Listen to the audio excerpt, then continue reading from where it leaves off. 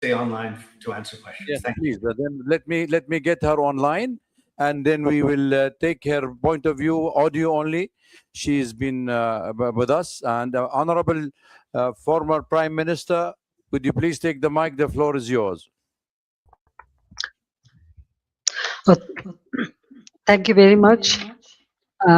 It's a great honor for me to be with you. Thank you, and thank you for everybody who present here or who are listening.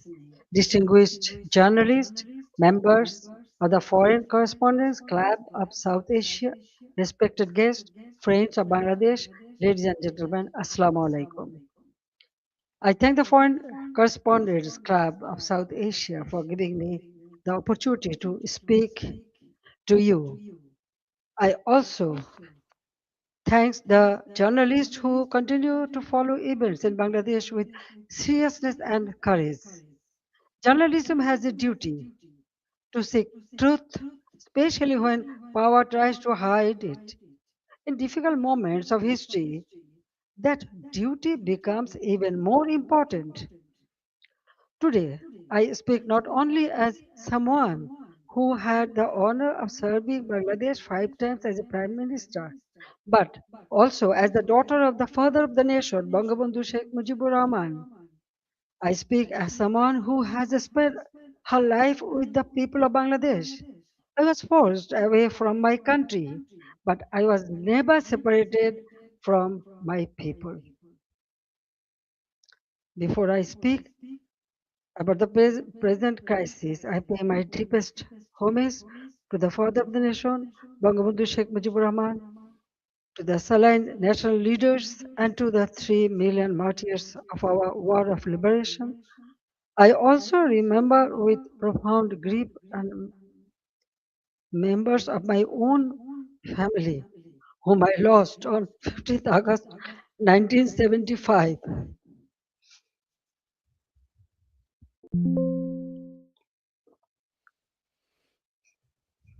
Today is also the birthday of my beloved brother Sheikh Kamal, who was 2 years younger than me.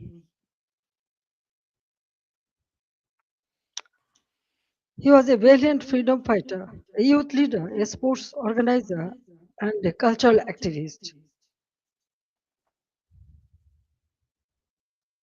His life represented the courage, creativity, and patriotism of the young generation of Bangladesh. I remember him today with deep love, pain, and pride.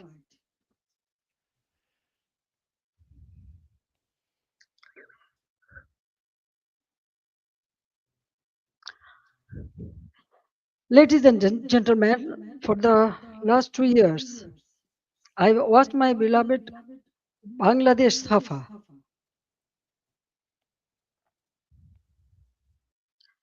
Fear has entered homes, workplaces, and campuses.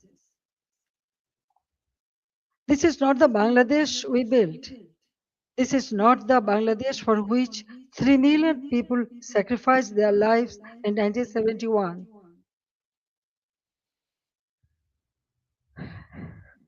Let me begin with the truth about July and August 2024. It was not a peaceful student movement.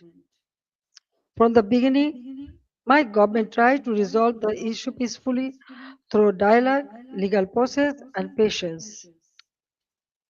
But behind the language of reform,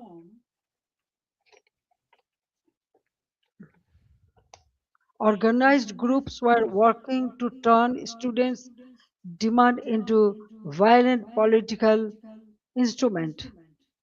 In 2018, responding to student demands, we abolished the quota system. In 2024, when the High Court annulled the decision, the government appealed because we wanted to uphold the abolition. I personally took the initiative for dialogue with the students and invited them to Ganabhavan, the Prime Minister's residence. 3 ministers also held discussions with them. A quota reform movement was turned into a one-point demand for my resignation. False propaganda was spread in a planned way. Genuine students were emotionally manipulated, while organized groups used their movement as cover for and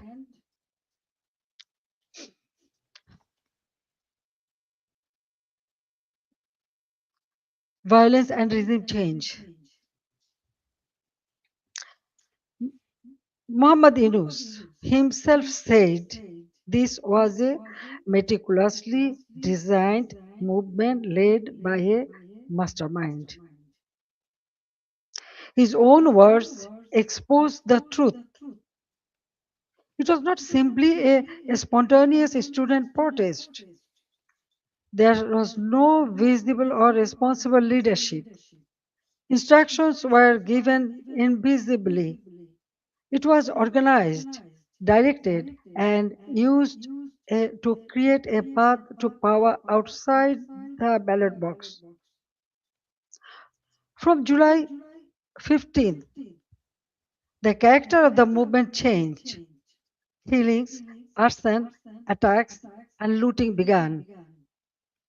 State property was destroyed. Bangladesh television was attacked and set on fire.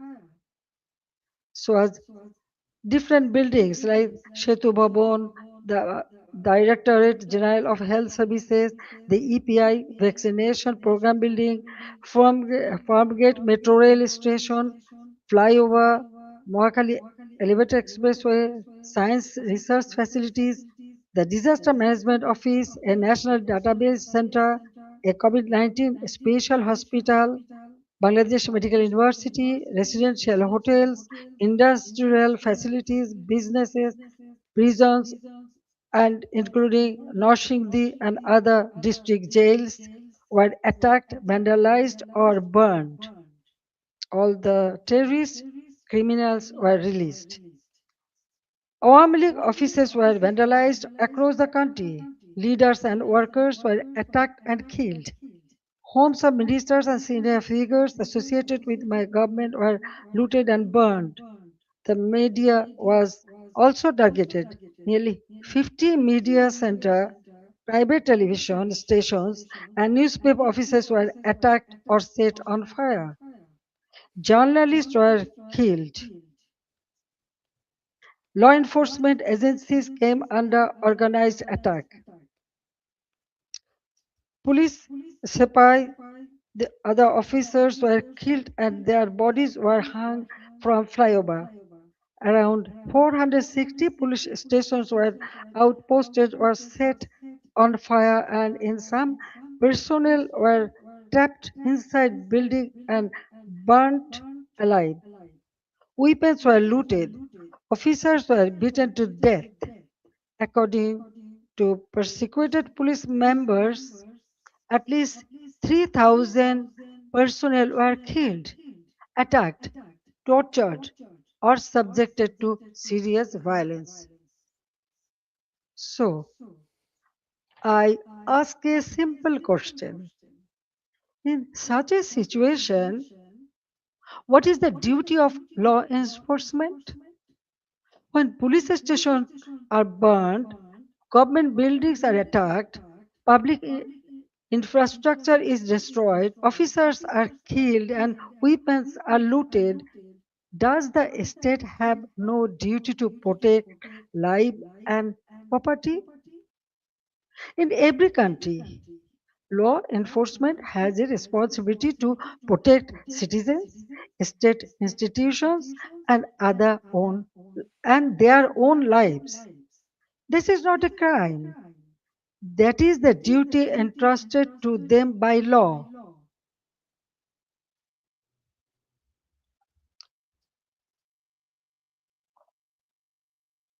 At the same time, I wanted the truth to be known.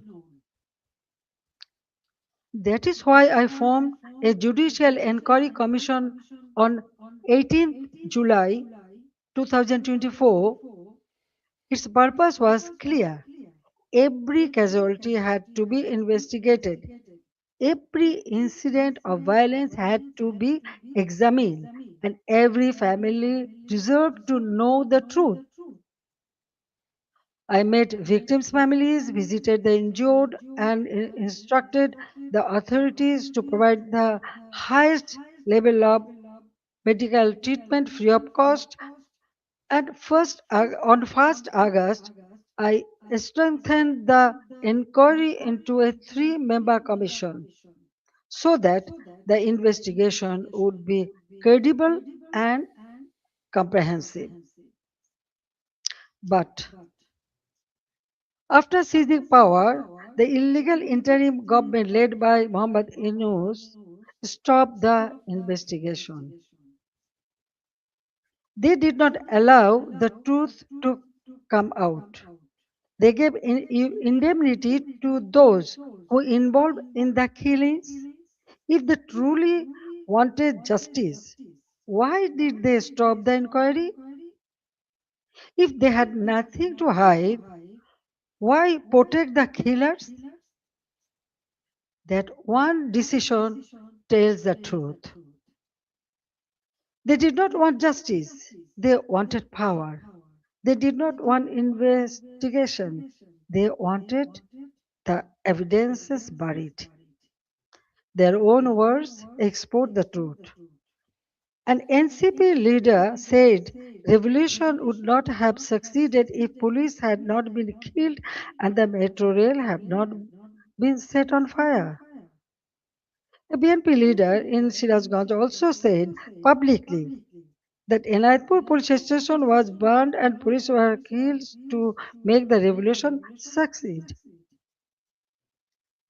These statements show that the July August movement was not merely a quota reform movement, it became a coordinated assault on constitutional order driven by hidden instruction, organized violence, and propaganda. The conspiracy did not end on 5th August. After 5th August, violence became a campaign of political persecution. The killing that began on 16th July with the murder of Shobuz Ali, a Dhaka college student and student league activist, has not stopped.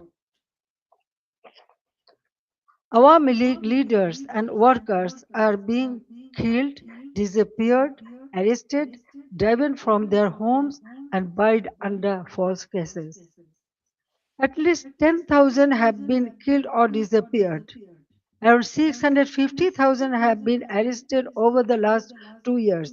Around 3,500 cases have been filed, namely nearly 450,000 leaders, workers, and supporters are accused.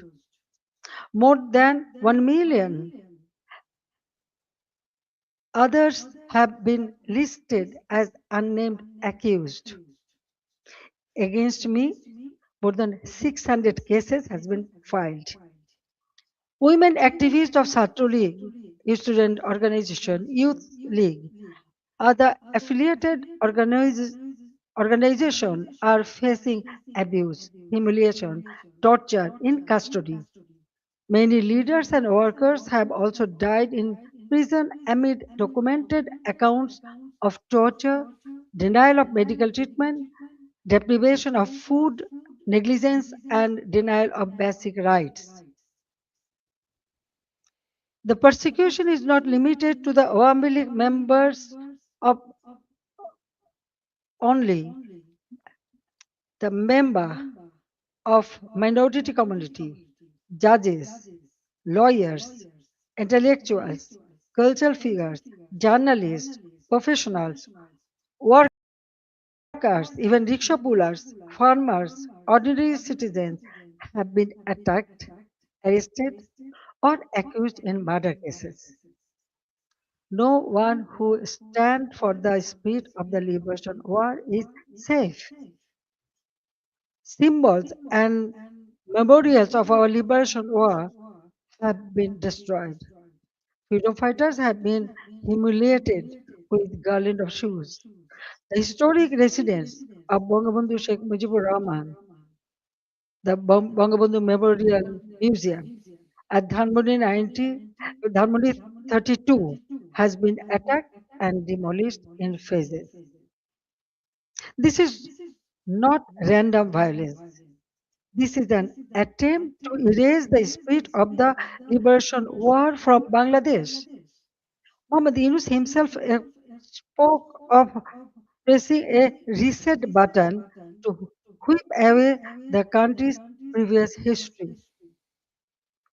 They want to erase the liberation war, they want to erase Bangabandhu, they want to rewrite Bangladesh against the foundation on which it was born. Convicted war criminals have been released, militants and top terrorists have been freed. Even after a state election brought the BNP to power, the situation did not change. Bangladesh remains a grip of fear, terror, repression, economic hardship, and deep insecurity. Now, look at the condition of the country. The progress we built has been destroyed, and ordinary people are paying the price. GDP growth has fallen to 2.22% compared with 6.80% during the Awami League government. Industrial production has fallen sharply. For the first time in 54 years, the industrial sector has faced negative growth.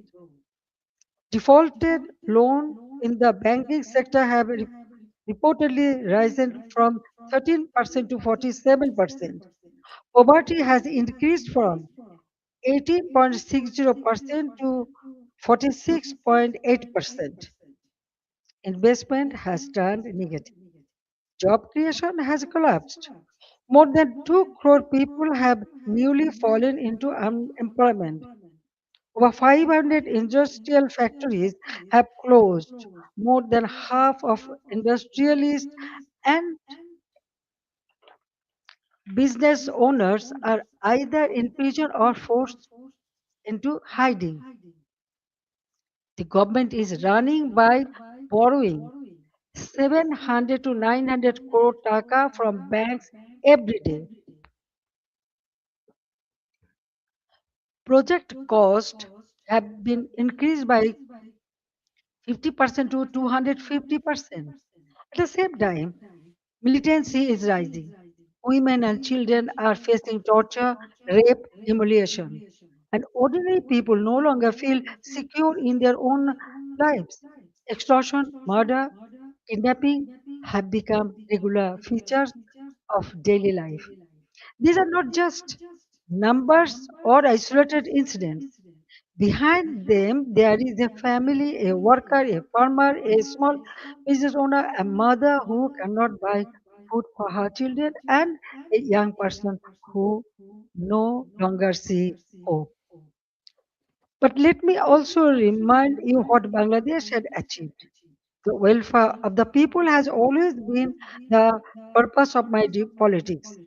My father of the nation, Bangabandhu Sheikh Mujibur Rahman, gave his life for the ideal, and I have carried the ideal with full commitment. During my 5 terms as a Prime Minister, we used long term planning, sound financial management, disciplined implementation to place Bangladesh on a strong foundation. After 2008, across 16 years and 4 consecutive terms, we implemented major projects such as Padma Bridge, Metro Rail, Rupur Nuclear Power Plant, Matarbari Deep Sea Port, Kandapuli Tunnel, Bangabandhu Satellite. We maintained GDP growth between 6.5% to 7.5%. Our development projects were not vanity projects. They were part of building national capacity. Our social programs were not charity, they were investments in human dignity. We made Bangladesh stand tall. We made it known as the rising tiger of Asia. Bangladesh's crisis is not only a domestic crisis, it affects regional peace, security, trade, development, and human dignity. That is why I call upon the international community and all the friends of Bangladesh to stand with the people of Bangladesh in their struggle for democracy, justice, and peace. A stable Bangladesh matters for South Asia, for the Bay of Bengal, for development partners, and for all countries that believe in democracy, rule of law, and justice. The next decade can be a decade of recovery and renewal, but only if democracy is restored and the people are allowed to decide their own future. That is why I make these demands clearly. The ban on the Awami League must be lifted, political prisoners must be released, false cases must be dropped, freedom of speech must be restored, media freedom must be protected, judicial independence must be guaranteed. Law enforcement agencies must serve the people, not those who use power for revenge. These are not demands for one party only. There is necessary steps to save Bangladesh. Whatever fate awaits me, I will return to my people. I cannot stay away while my beloved countrymen are suffering. I know I may be detained, I may be sent to prison, they may try to enforce verdicts issued in fabricated cases, but fear cannot decide my duty to the people. My life moved beyond calculations of personal safety long ago. In 1971, I was in imprisonment with my mother. My son, Joy, was born in captivity. In 1975, I lost my family. I spent 6 years in exile. After returning home, I fought against military ruler, dictatorship, and political conspiracies. There were 19 assassination attempts against me. Even the grenade attack of 21st August 2004 could not stop me. Therefore, I am not worried about my own future. I am worried about the future of Bangladesh. I want to return because the people deserve security, development, prosperity, and peace.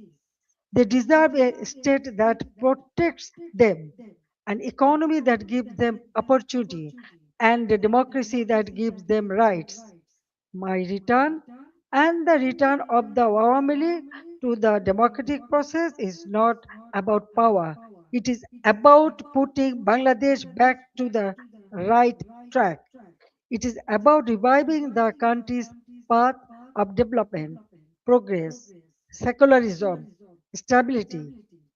I want to return to Bangladesh to one purpose, to stand beside the people and help improve their lives.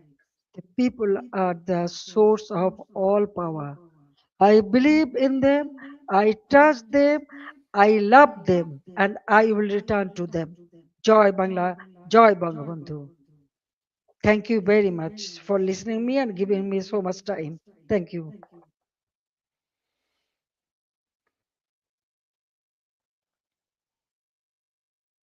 For side input, and I would request you please to take a couple of questions from our colleagues before you go, and then we can direct the question to some other people. Venkat, please. I'll give. Just give me Venkat. Wait for the mic, and we'll give priority to our members. Then I'll give you. Just let me just. Thank you.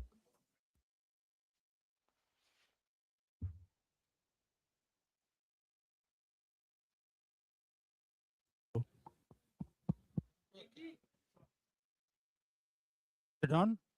Can you hear me? Okay. Madam Sheikh Hasina, have you decided on the date on which you're going to go back to your country? Because the present regime says the moment you arrive in Dhaka, they're going to arrest you. What are your plans if they arrest you? Have you put together any team of lawyers to defend you in a court of law? What are your plans? Thank you.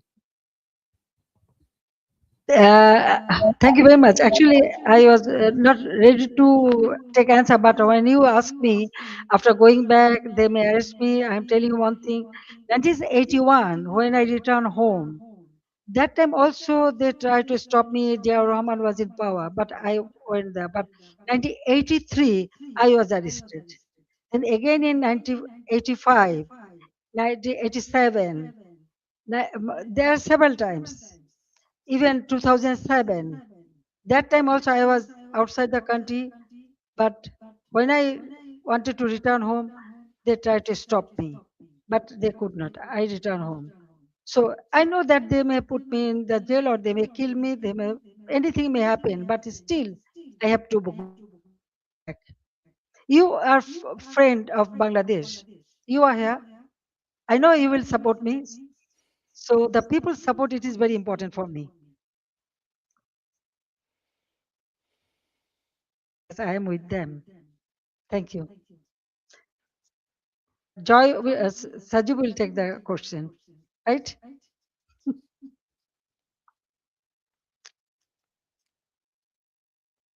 I hope Madam Hasina can answer this question. Sajib is a US citizen. The US ambassador to India has recently visited Bangladesh and expressed his confidence in Mr. Tariq Rahman's leadership. And Sajib is, of course, I'm aware that you have dual citizenship, Bangladesh as well as the US. But how do you view the US ambassador's remarks and his support also offering further deepening of trade relations with Bangladesh? And also, you said, Sajib, that Bangladesh runs the danger of becoming another Pakistan. But you are aware that one of the two countries, the country of domicile, the United States, under President Trump, has a particularly close relationship to Pakistan and is now building one with Bangladesh. So, should Madam Hasina return, how do you intend to, where do you see the future of relations with the United States? Thank you. Thank you for your question. Look, the United States has its own goals. Yes, this is I'm a dual citizen. What Ambassador Gore's remarks, they are simply diplomatic remarks. That those are standard things any diplomat is going to say, and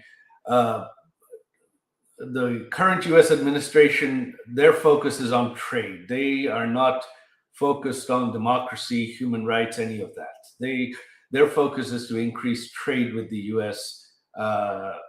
No matter what. So that is what this, the policy this administration is continuing. However, as you are very familiar, in the U.S., it is a very democratic country. The government changes, policies change completely, and the U.S. has close relations with Pakistan now, but a few years ago they didn't. So this can all change very quickly.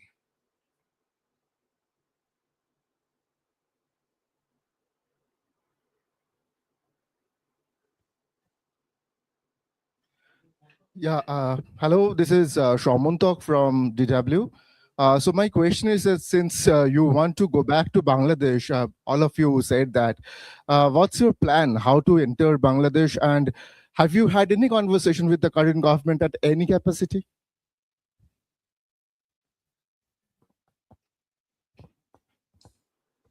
I think my mother wants me to answer that as well. No, we are not in communication with the current government at all. She is doing this. She wants to do this regardless of what the government of Bangladesh wants.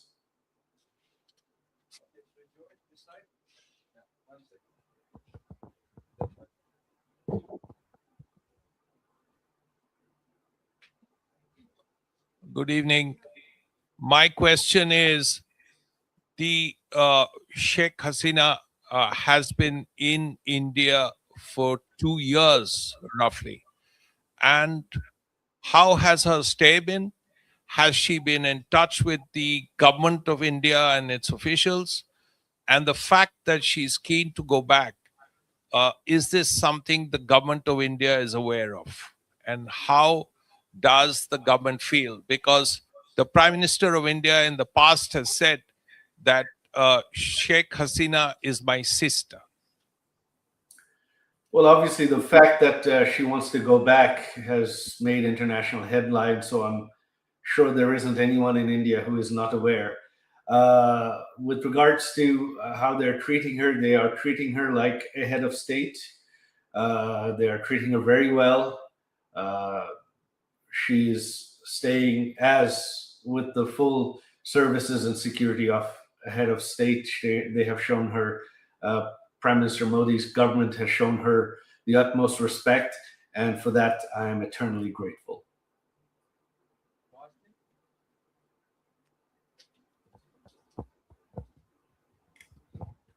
This is Hasini Heather from The Hindu. I wanted to ask former Prime Minister Sheikh Hasina did really detail what happened in those 2 months. However, there has been one demand that we've heard from the protesters, from the students in Dhaka quite often. Did she regret the violence? Does she regret killings of protesters there?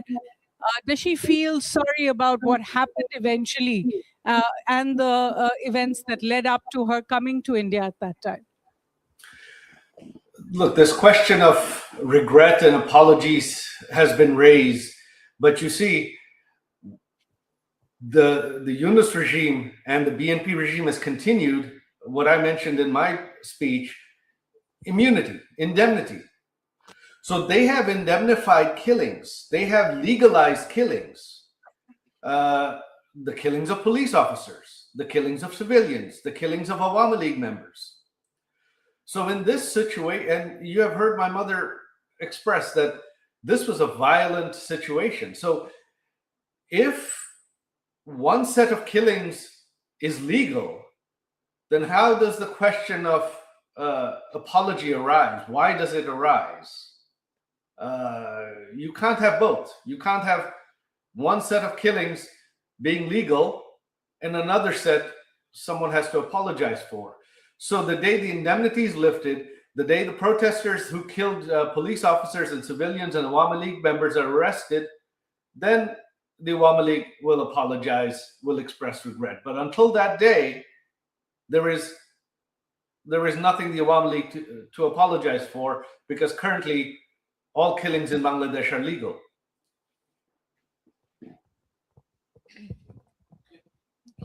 My name is Sultana Rahman. I'm from Bangla News Network. Honorable former Prime Minister, apnake salam. Maybe I'm the only journalist from Bangladesh here. I'm really excited and emotional too. It's a great opportunity to ask you a question. That is, the basic foundation of Bangladesh is under threat. That is our liberation war.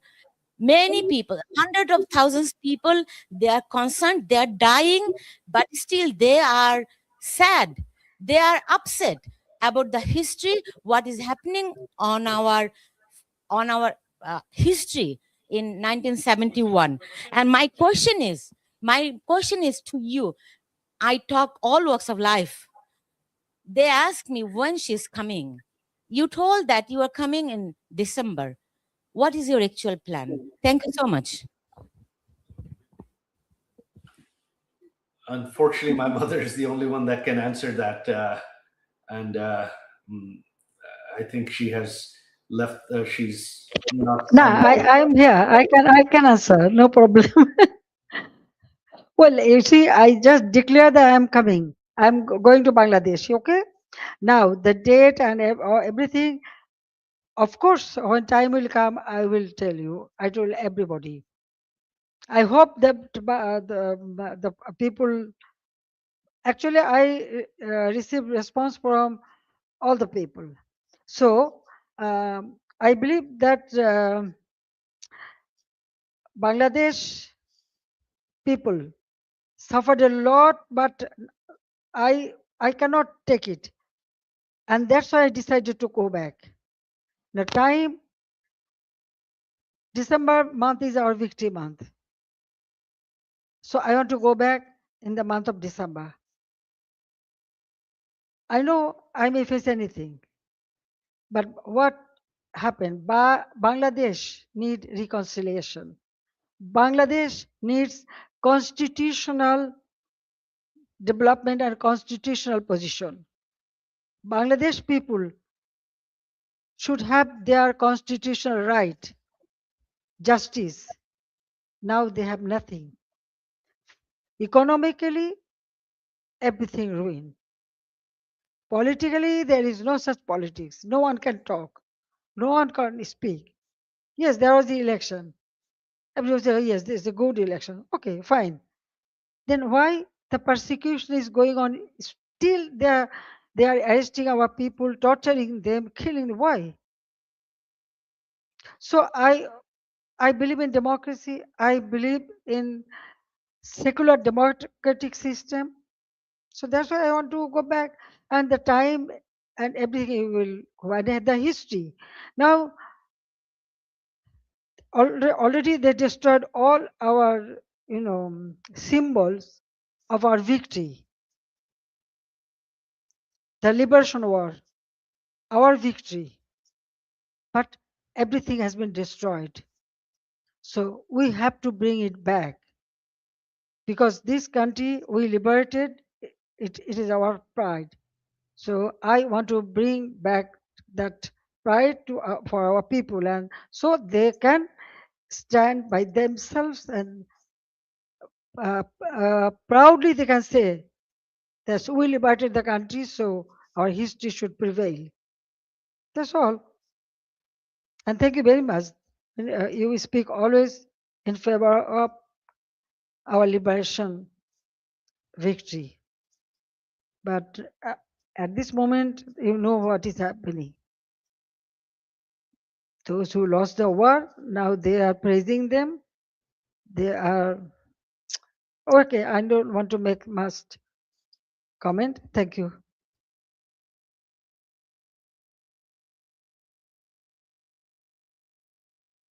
TV, you had given us an interview where you first revealed that you will be going back to your homeland in December this year.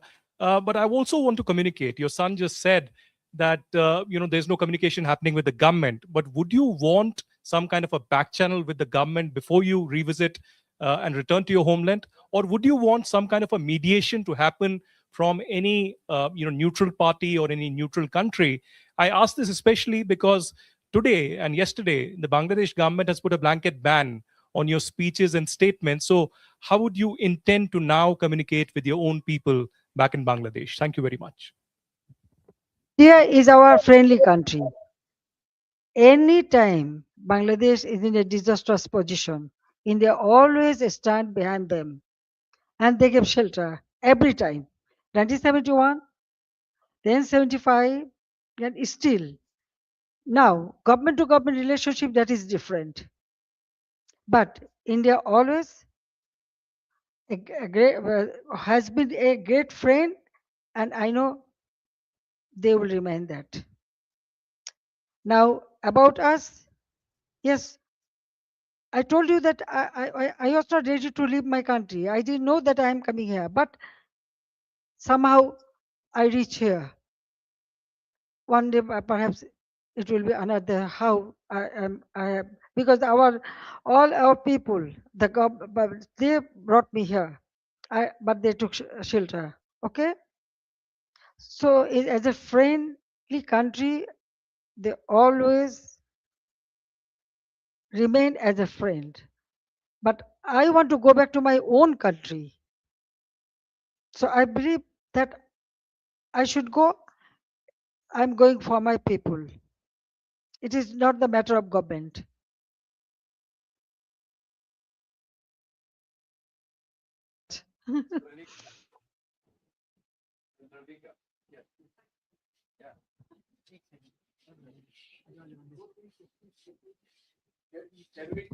Check. Let's take 2-3 questions at one time. Madam still with us. That will make it easy for all of us. I try to accommodate everybody, but please make it short. No need for any observation. Just short question. No, Please. I'm telling you one thing. I can see so many hands. You have so many questions. There is the email Please, address. There is the intend to email return address. back. If you Because, when do you intend to return back? Is there a specific date, and what message do you want to send to the people of Bangladesh, and how do you respond to the criticism of your government's handling of recent political unrest and protest? One more question that I would like to put out is, how do you respond to calls for, also, what are your priorities for Bangladesh's economy, as you have already mentioned about it? So if you would like to respond to that. Madam Hasina, this is Ayushi Agarwal from ANI. Your party, Awami League, continues to remain banned in the country. But if the Awami League is eventually allowed to participate in elections, would you seek to lead the party again? This is Yeshi Seli from Business India. What kind of support are you expecting from people in Bangladesh? What is the percentage of people who will still support Awami League? And do you expect the youth to come out and welcome you once you decide to walk inside Bangladesh? Take 3 questions and then we'll go second round and that's it. Yeah, I'm trying my best. Former Prime Minister Hasina, I have a very personal question to you. Last time you went back to Bangladesh in 1981, you went to the Nizamuddin Dargah, which has a very strong connect with your family. Will you go to the Dargah this time again, given the fact that your father also had a connect with the Dargah?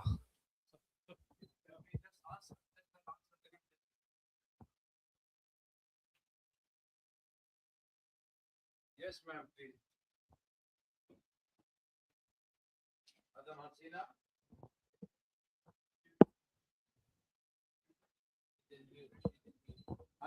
Unmute yourself.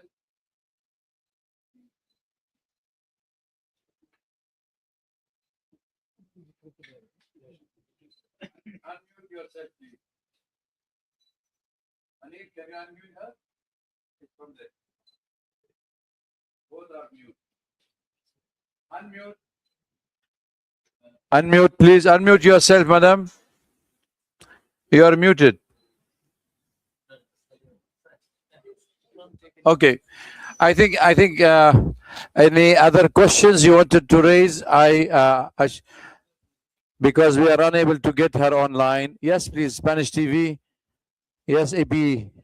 Yeah, take the mic, please. Yeah. Yeah, there. Yeah, ladies behind you. Yeah. So, Madam Hasina, I want to ask, do you plan to surrender to the authorities and face justice, both you and the other people who have been convicted? Yes, please. Yeah, ladies here. Yeah, behind you. Sorry. Yes. Madam just Hasina, take 2-3 this is questions. Nainima Basu, an independent journalist. Wanted to understand, as you said, you are aware that you're facing a death penalty. How do you plan to counter that? And also, the Indian government has said that they do not endorse whatever you've said today. So, what is the conversation you're having with the Indian government? Thank you. Thank you. Yes, please, yourself. Final question here. Yeah. Tripti Lahiri with the Wall Street Journal. You have said that you're willing to face prison if you are able to return. But what if the Bangladesh government denies you entry? What would you do then? I hope she's on the line to answer. Let's wait and see if she's online so we don't waste our time. Yes, ma'am, please, can you hear us? Unmute yourself. Or Mr. Saqib also, you can do it. He's gone?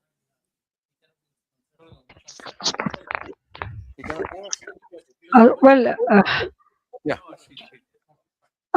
What I want to say that all the questions already I answered many of the paper or media before that, and that's why I feel no need, because going back to Bangladesh I already told you, and visiting the serene place, this is our custom.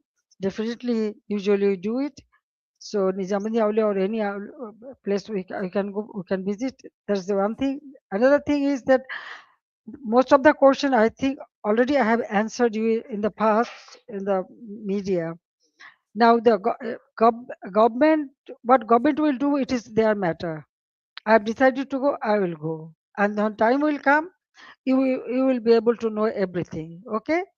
Now I think I have there is an email address. If you have more question, you can send it there. Then you will get your answer.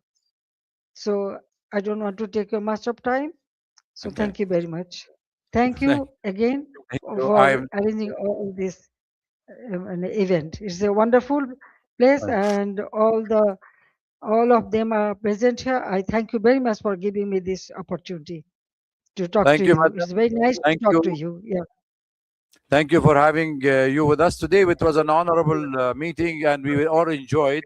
And I'm sure that we will be wish you all of us will praying for your safe return home and goodwill for Bangladesh. I just wanted before we end the session to ask the minister, former minister Muhammad Ali As-Siddiq, to acknowledge the presence of some of the Bangladeshi leaders among the audience. Please, could you please? Thank you very much, the distinguished journalists, the reporters, and you covered up the valuable issues today from all the way to Europe. Our all European, Awami League president, Muhammad Nazrul Islam is here. I would like to recognize him. No, I have another person, Dr. Pradeep Ranjan Kaur from New York, from all the way. He presents here. Huh? And, we want all sorts of your assistance and help to go back to Honorable Prime Minister to Bangladesh, restore the democracy and human rights. Thank you very much. Thank you very much, everybody, for coming. We'll be answering. Our former Prime Minister and the President of Bangladesh Awami League will be answering all the questions through the email. Please, I think we have circulated the email, so please get in touch. Thank you, Arun. I think we all welcome you all for tea and coffee and snacks. Join us. And if you want to take any bite separately from the distinguished guests, feel free to question and ask them. Thank you for being here. It's difficult to control. Bye.